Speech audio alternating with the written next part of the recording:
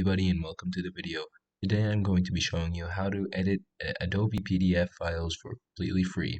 So first, just go over to the search bar and search for Adobe Acrobat PDF editor and click the first link that says edit PDFs with free online PDF editor. That's going to take you to the official Adobe PDF editor. So just log into your account and then select the file you want to edit.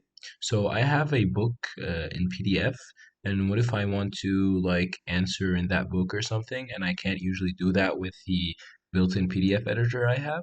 So I'm just going to upload that by selecting my file, and it should take a bit to upload it, and that depends on your file size. So I'm just going to skip to when it's uploaded.